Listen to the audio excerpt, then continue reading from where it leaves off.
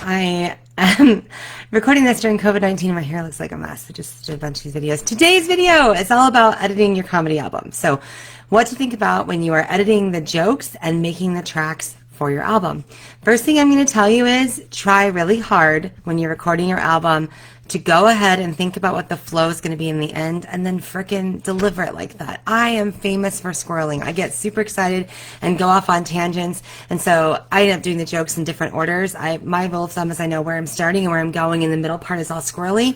That does not make your life easy when you are editing your album. It makes it a lot harder because then you're trying to figure out which recording did you do, which joke the best, and what should the order finally be. And I should have just made that decision from the beginning when I decided to record my album. I should have known it's going to be this, and this is the path we're going to go down, and then just recorded it like that. If you record yourself in the same way every time, life will be much easier with you with editing. That was something that hung me up for a long time, and when I'm telling you a long time, months, which doesn't make anyone happy with you because they're all excited and energetic about having been to your album recording, and now they're waiting for the final product, and it's just taking a long time. If you're with a record label, they're like, what the hell, we're ready to make money off you. If it's just you, and then the longer it waits, the more stagnant it gets, and then it just becomes a huge thing that you're freaking out about. Here's my tips. Come up with a plan. Execute the plan when you're on stage, and then when you're looking at the record, give it once just a good listen. Like the whole, you're going to know already which show went good and which show didn't go as well. So focus on the show that's good, and then listen for anything that you think, yeah, that's got to go out, or that I said incorrectly, or I used a tag I don't want to use, or whatever that is. While you're recording your album, if you find yourself tripping up, go ahead and stop for a second and then re-deliver the joke. And then you can tell, the audience knows you're recording an album. So I think one time I did it, and then, I used the wrong accent. I gave my German grandmother a Southern accent in one of the recordings. And I went, whoop, she doesn't talk like that. Hang on. And then I started the joke over again, and the audience laughed. And then we just cut that out of the album because I screwed up the accent. So if you screw up during the live thing, pause for a second, so that makes editing easier for yourself. Listen to the recording that you think is great already. Figure out if something needs to be out, and then it could be that easy.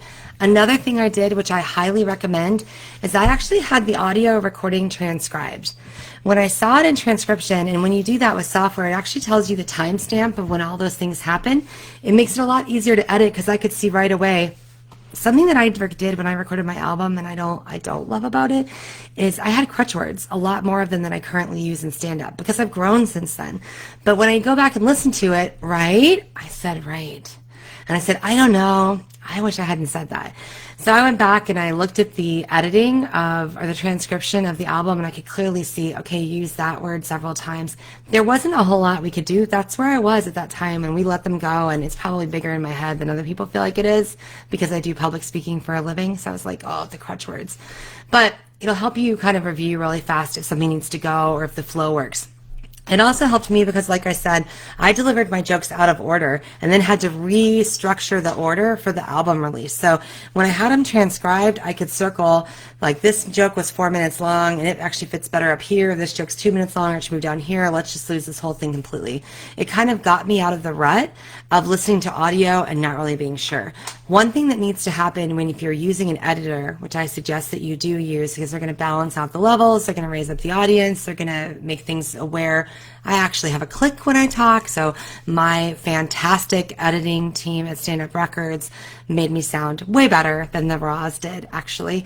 But anyway, they need an exact timestamp. That's the other thing I sort of screwed up. I tend to be a loosey-goosey person, so when I was doing the edits, I'm like, from around 3 to around whatever, and people were like, holy shit, we need an exact time, and we need the words that you want us to cut from here to here. So that was another round of, I didn't know it had to be exact, which is very stand-up-y. Now I know. Knowing's half the battle. Yo, Joe.